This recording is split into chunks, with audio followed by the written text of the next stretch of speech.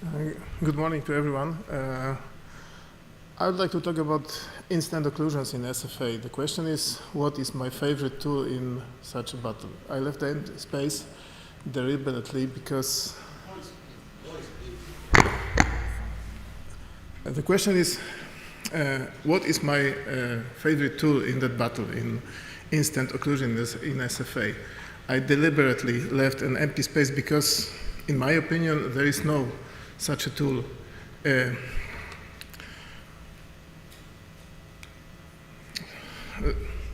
It means mainly on the cause of the occlusion.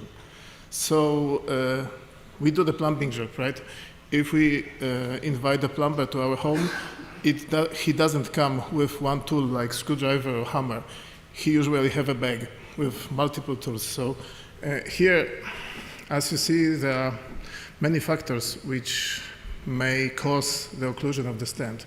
The populational risks, the comorbidities, and for me it's very similar to DVT, I mean to Virchow's triad. The blood, the flow, and the wall, right? These three key factors can be cause of the occlusion, right? First, the inflammatory response. We all know that bare metallic stent especially, and of course a little less the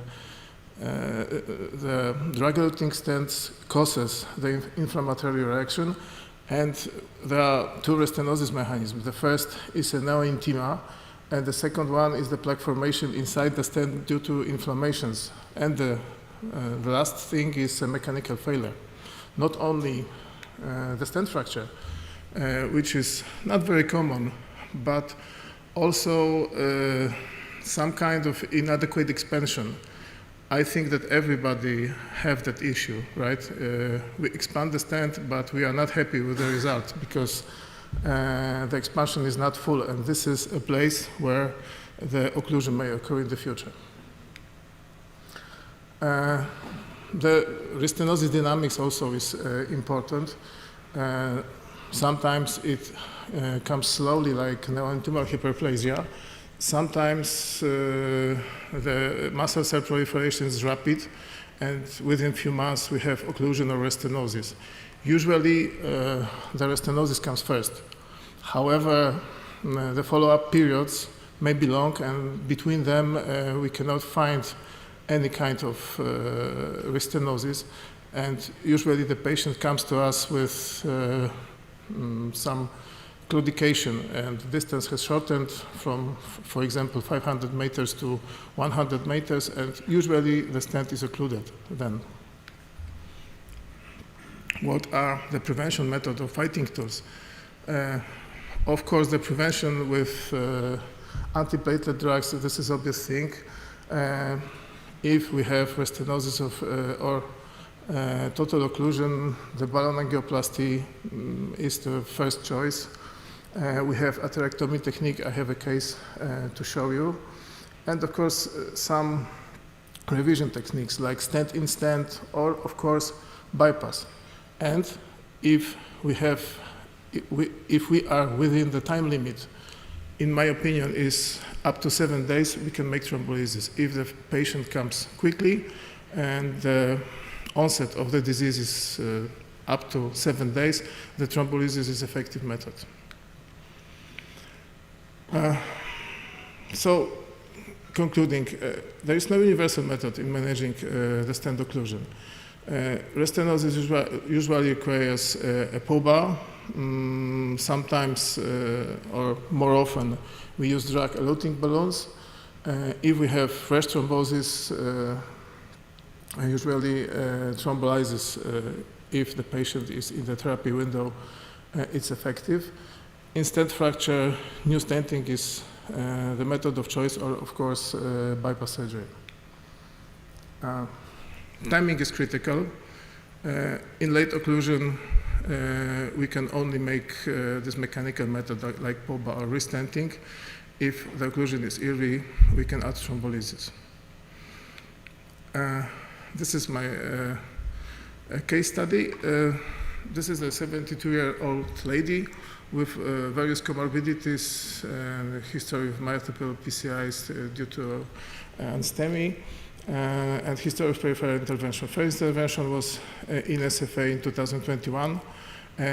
It was POBA and stent implantation to SFA and popliteal artery. Then reintervention, the stent occlusion, and drug-eluting balloon. There was no stent, there's a mistake here. And after that, she came to us in 2024.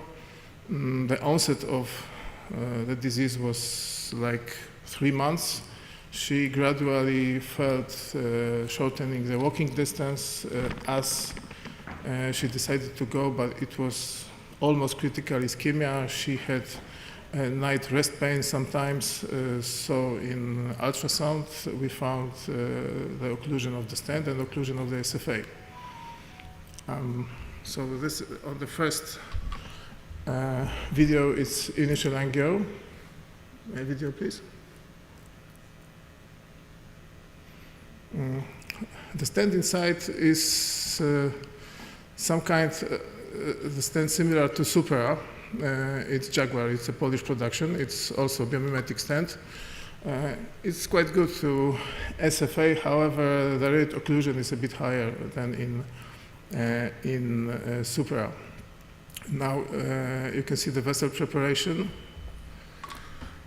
And after that, there is a final effect, which is quite good, but we can see that there is a layer of neointima between our thrombosis, but in my opinion, it was neointima because if you see the middle video, it wasn't easy to reopen that stent. We had to use something like 15 atmospheres to decompress the stent. So I decided to mechanical thrombectomy. I use Hawk 1, which is not rotational thrombectomy. It's rather working like Carpenter's plane or the shaver.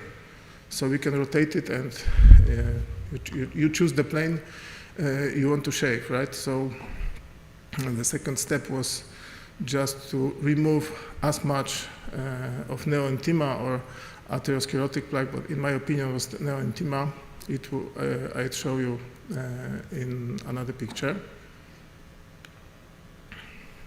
So these are the following steps of thrombectomy or arterectomy. Can you play the videos, please?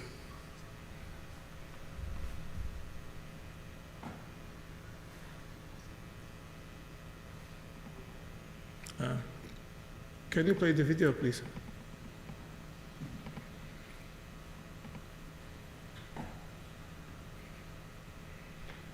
So it is a quite effective method in chronic stent occlusion, especially when we want to widen the lumen and get rid of the layer of neointima.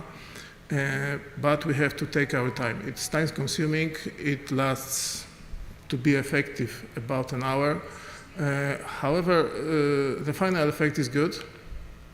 This is the final effect of the first video. It's below the knee because there are always risk of embolic issues. So please play the video.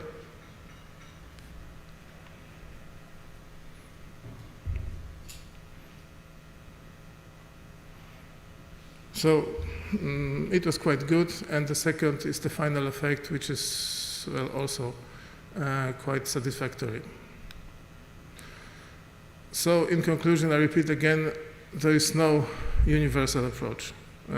We can use balloons, we can use thrombectomy, atherectomy devices. We can use restenting, we can use DCB, which is quite effective in these cases, but all depends on the cause of the occlusion. Chronic occlusion I rather treat with directional atherectomy. Thank you.